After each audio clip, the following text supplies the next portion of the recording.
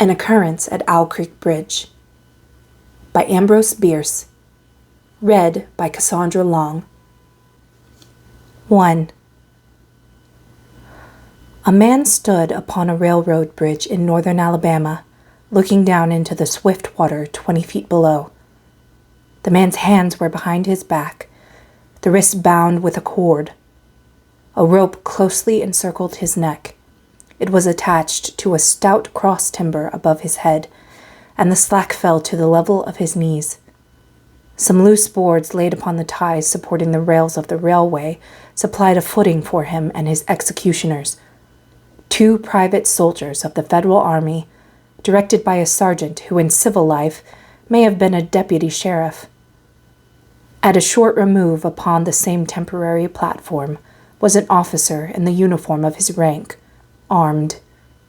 He was a captain. A sentinel at each end of the bridge stood with his rifle in the position known as support. That is to say, vertical in front of the left shoulder, the hammer resting on the forearm, thrown straight across the chest. A formal and unnatural position, enforcing an erect carriage of the body. It did not appear to be the duty of these 2 men to know what was occurring at the center of the bridge. They merely blockaded the 2 ends of the foot planking that traversed it. Beyond one of the sentinels, nobody was in sight. The railroad ran straight away into a forest for 100 yards, then, curving, was lost to view. Doubtless there was an outpost farther along. The other bank of the stream was open ground, a gentle slope topped with a stockade of vertical tree trunks, loopholed for rifles, with a single embrasure through which protruded the muzzle of a brass cannon commanding the bridge. Midway up the slope, between the bridge and fort, were the spectators, a single company of infantry in line at parade rest, the butts of their rifles on the ground, the barrels inclining slightly backward against the right shoulder, the hands crossed upon the stock. A lieutenant stood at the right of the line, the point of his sword upon the ground, his left hand resting upon his right. Excepting the group of 4 at the center of the bridge, not a man moved. The company faced the bridge, staring stonily, motionless. The sentinels, facing the banks of the stream, might have been statues to adorn the bridge.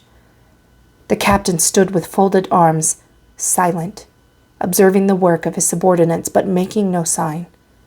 Death is a dignitary, who when he comes announced is to be received with formal manifestations of respect, even by those most familiar with him. In the code of military etiquette, silence and fixity are forms of deference.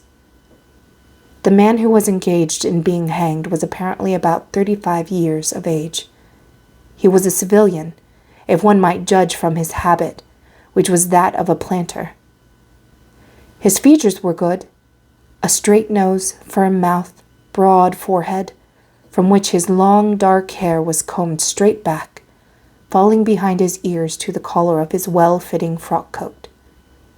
He wore a mustache and pointed beard, but no whiskers. His eyes were large and dark gray, and had a kindly expression which one would hardly have expected in one whose neck was in the hemp. Evidently, this was no vulgar assassin. The liberal military code makes provision for hanging many kinds of persons, and gentlemen are not excluded. The preparations being complete, the 2 private soldiers stepped aside and each drew away the plank upon which he had been standing.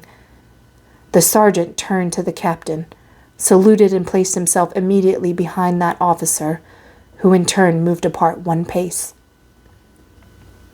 These movements left the condemned man and the sergeant standing on the 2 ends of the same plank which spanned 3 of the cross ties of the bridge. The end upon which the civilian stood almost, but not quite, reached a 4th. This plank had been held in place by the weight of the captain. It was now held by that of the sergeant. At a signal from the former, the latter would step aside, the plank would tilt, and the condemned man go down between 2 ties. The arrangement commended itself to his judgment as simple and effective. His face had not been covered, nor his eyes bandaged. He looked a moment at his unsteadfast footing, then let his gaze wander to the swirling water of the stream racing madly beneath his feet. A piece of dancing driftwood caught his attention, and his eyes followed it down the current. How slowly it appeared to move! What a sluggish stream! He closed his eyes in order to fix his last thoughts upon his wife and children. The water, touched to gold by the early sun, the brooding mists under the banks at some distance down the stream, the fort, the soldiers, the piece of drift, all had distracted him. And now he became conscious of a new disturbance. Striking through the thought of his dear ones was sound which he could neither ignore nor understand, a sharp, distinct metallic percussion like the stroke of a blacksmith's hammer upon the anvil. It had the same ringing quality. He wondered what it was, and whether immeasurably distant or nearby, it seemed both. Its recurrence was regular, but as slow as the tolling of a death knell. He awaited each new stroke with impatience and, he knew not why, apprehension. The intervals of silence grew progressively longer. The delays became maddening. With their great infrequency, the sounds increased in strength and sharpness. They hurt his ear like the thrust of a knife. He feared he would shriek. What he heard was the ticking of his watch. He unclosed his eyes and saw the water below him. If I could free my hands, he thought, I might throw off the noose and spring into the stream. By diving, I could evade the bullets, and swimming vigorously reach the bank, take to the woods, and get away home. My home, thank God, is as yet outside their lines. My wife and little ones are still beyond the invaders' farthest advance.